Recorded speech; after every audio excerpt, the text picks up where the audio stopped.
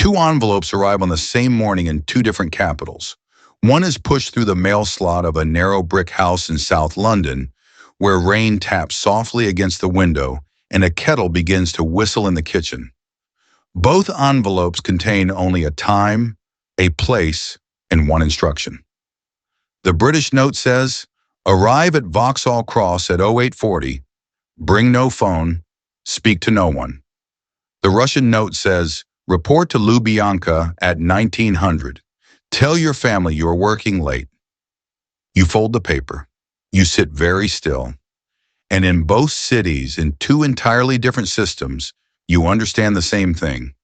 Whatever life you were building before this moment is now secondary to a machine far older and colder than you are. This is what it actually feels like to work for two of the most feared intelligence services in the world, MI6 and the FSB. Same profession, completely different worlds. MI6 notices you quietly. Maybe you wrote a dissertation on sanctions evasion and Russian energy networks that landed on the right desk in Whitehall. Maybe a languages supervisor at Cambridge flagged your Persian as unusually natural.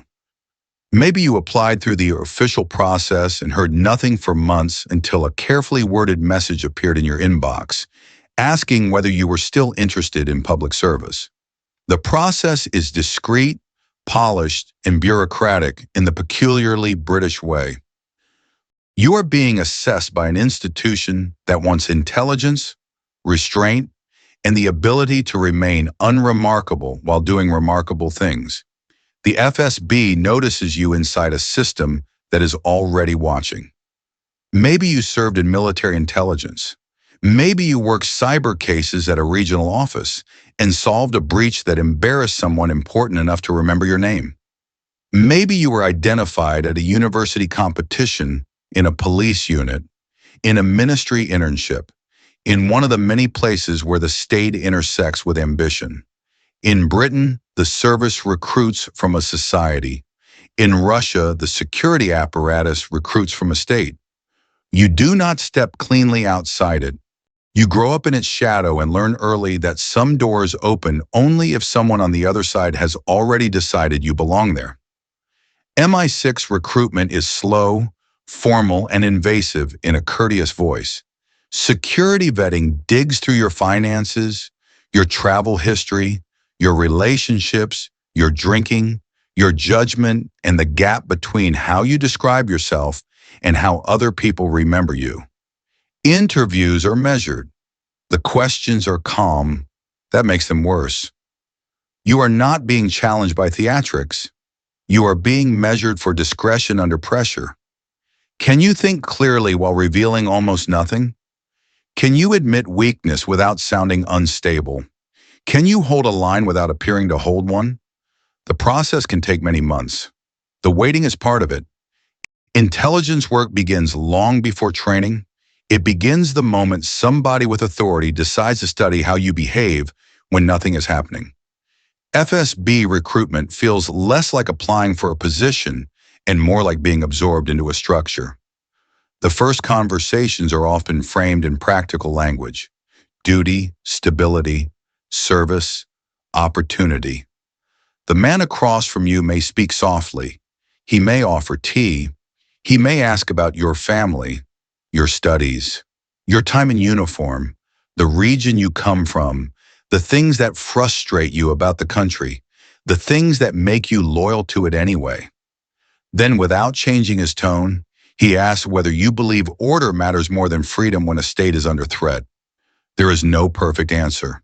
That is the point. He is listening for instinct, not polish. He wants to know whether authority comforts you, whether ambiguity unsettles you, whether you see secrecy as a burden or as a natural instrument of power. When the meeting ends, nobody tells you whether you passed. In organizations built around control, uncertainty is one of the first tools used on you. MI6 training teaches you how to disappear without looking dramatic. You learn surveillance detection on London streets where nothing appears unusual because everything appears ordinary. A man tying his shoe outside a tube station. A woman pretending to look in a shop window for too long. The same cyclist on two separate roads 20 minutes apart. Coincidence or pattern? You learn to build meetings that look accidental, conversations that reveal more than they seem to, exits that begin before anyone realizes you have decided to leave. You learn how to recruit sources without sounding like you are recruiting sources. You learn how to ask a question so naturally that the other person will remember the lunch, but never the moment they gave something away. You also learn official cover, unofficial cover, and the discipline required to live inside both. In one context, you may be a diplomat, a trade officer, a cultural advisor, a person whose business card looks entirely forgettable. In another, you move through the city as someone with no visible connection to the British state at all. Your instructors pressure test your memory, your composure, and your ability to maintain a false biography when you are tired, distracted, irritated, or frightened. A good cover story is not a story. It is a second nervous system. If you must stop to remember it, it is already too weak. FSB training is harder at the edges and heavier with the weight of the state behind it. You learn counterintelligence first, because in the Russian system, suspicion is not a phase of the job. It is the foundation of the job. You are trained to notice recruitment attempts, ideological drift, unusual money, unexplained travel, the subtle behavioral shifts that suggest someone is no longer fully aligned with the structure that owns their loyalty. You study coercion and compromise not as abstract risks, but as recurring features of human life. Every person has pressure points: debt, vanity, fear, resentment, desire. In some services, these are opportunities. In the FSB, they are also warning signs pointed back toward your own side. You train in surveillance, interrogation support, technical penetration, cyber operations, and the management of informants inside a domestic environment where the line between national security and political security is often thinner than outsiders imagine. In MI6, much of your identity is built around operating abroad. In the FSB, power begins at home. You are not simply collecting against foreign targets. You are defending a regime's internal stability, watching borders that are legal, digital, financial, ideological, and psychological all at once. That changes the moral temperature of the work. You are not standing at a distance from your own society. You are moving through it with state authority in your pocket. Your first posting with MI6 may be inside an embassy in a capital where everyone smiles too carefully and every reception is half networking event, half undeclared intelligence market. Officially, you are there to build diplomatic relationships and report on developments. Unofficially, you are assessing who has access, who has motive, who needs money, who drinks too much, who hates their minister, who is sleeping with someone they should not be sleeping with, who has begun to feel that their country is using them badly enough that betrayal can be renamed principle. Every dinner table is a map of vulnerabilities. Every conversation has two versions, the one spoken aloud and the one you are really there to hear. When MI6 recruits a source, it often does so through patience, months of contact, tiny disclosures, repeated tests of reliability, a favor here, a private confidence there. You build the illusion that the person across from you has arrived at this decision through reason and trust, because people will do darker things for identities they can still respect in the mirror. You call it source handling, you call it access, you call it partnership. The other person understands the harder word and tries not to think it too often. Treason sounds louder at night. Your first assignment with the FSB may not require leaving Russia at all. That does not make it less dangerous. You may be tasked with monitoring a business figure with foreign contacts, a journalist whose network has expanded too quickly, a regional official whose lifestyle no longer fits his salary, a scientist with access to sensitive research, or a security officer who has begun taking unexplained trips. In this world, the threat is often internal before it is external. Foreign intelligence services penetrate a country through human weakness, But domestic systems defend themselves by mapping that weakness first. You learn quickly that information is not the only objective. Control is. In MI6, major operations move through layers of review shaped by law, precedent, and ministerial accountability. Plans are written carefully. Risks are argued over. Lawyers consider exposure. Senior officers ask whether the gain justifies the diplomatic cost if things go wrong. The machinery can feel slow. Windows close. Sources lose nerve. Targets relocate. Opportunities evaporate while papers move between desks. But that friction exists for a reason. Britain expects its intelligence services to operate in secret without forgetting that they serve a political system that must still answer, at least in some form, to law and to Parliament. The delays frustrate you until the first time you realize they may also be the only barrier between an operation and an international disaster. The FSB sits much closer to the core architecture of state power. The chain of command is shorter. The boundaries between security, politics, and elite interest are less distinct. Decisions can move quickly because the system is built to privilege control over debate. That speed is effective. It also means accountability is more vertical than institutional. When outcomes are good, power concentrates credit upward. When outcomes are bad, consequences move downward just as fast. In a system defined by hierarchy, failure is rarely just professional. It can become personal with startling speed. MI6 operates globally, but often invisibly, even to its own country. Most British citizens will never see the service up close. They know the myths, the films, the tailored suits, the martinis, the silhouettes on posters. The real institution is quieter, more administrative, more dependent on patience, language analysis, memory, and social calibration than glamour. It has reach, old networks, allied partnerships, and the advantages of a state that still carries the diplomatic footprint of a former empire. But scale inside a discrete bureaucracy creates a specific kind of loneliness. You can serve for years, run difficult operations, recruit valuable sources, and still feel like a highly educated ghost moving through well-lit rooms.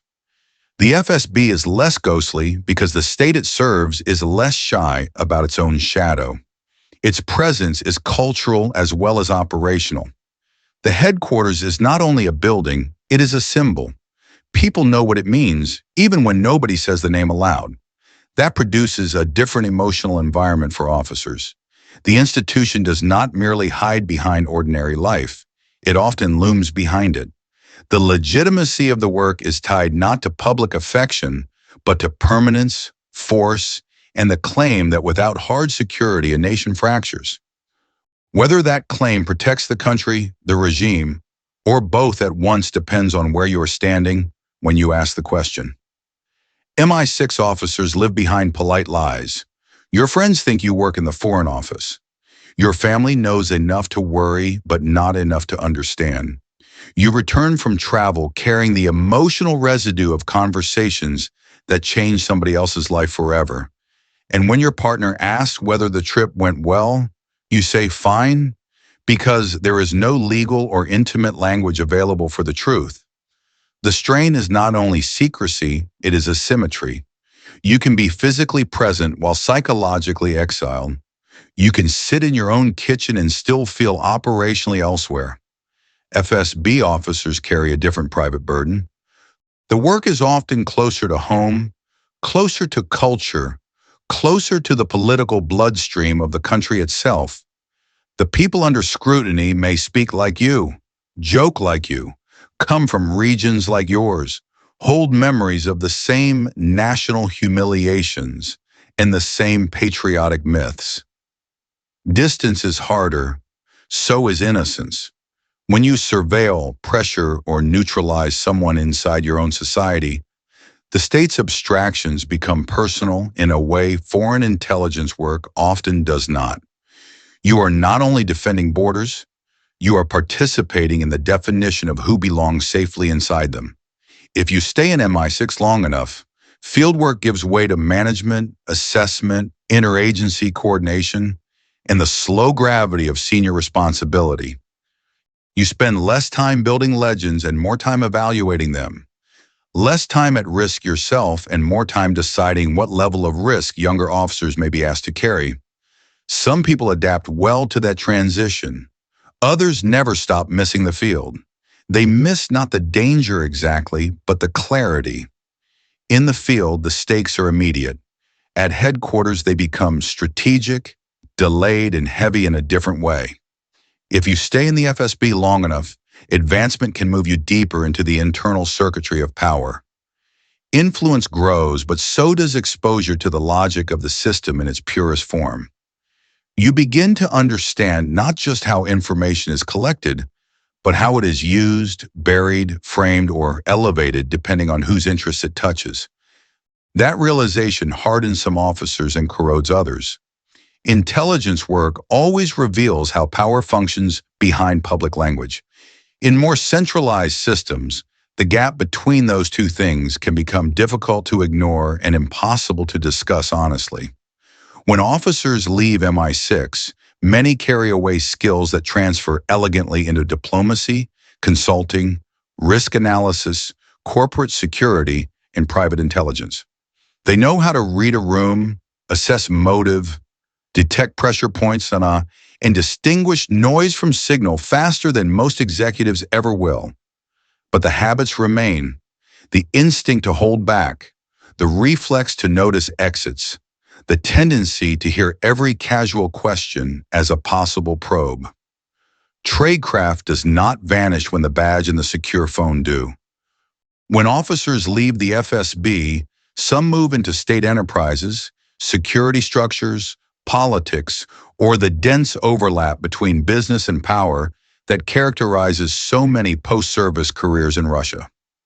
The skills transfer there too: discipline, loyalty signaling, risk calibration, information control.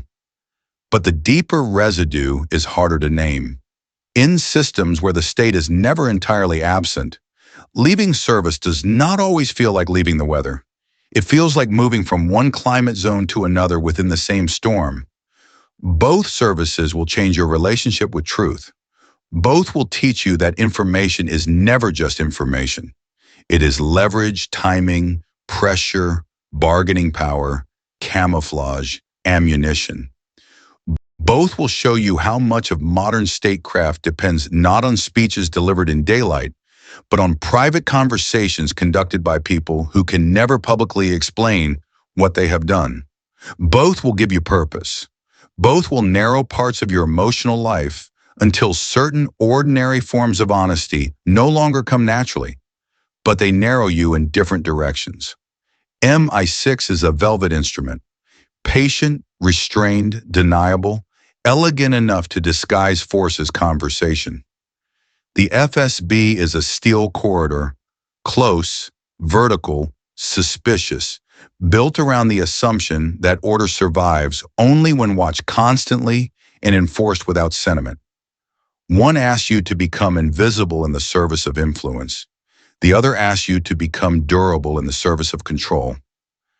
Somewhere right now in London, a graduate student is finishing a paper on sanctions, languages, or regional politics without realizing that a line in it may eventually be read by somebody at Vauxhall Cross. And somewhere in Russia, a young officer is sitting in a government office under fluorescent lights, waiting for a superior to decide whether ambition and obedience have aligned cleanly enough to justify the next step inward. Neither of them understands what the system is about to ask them to become. They will learn. They always do. If this is the kind of content you want more of, hit subscribe. Every video on this channel goes deeper than the last, and there is a lot more.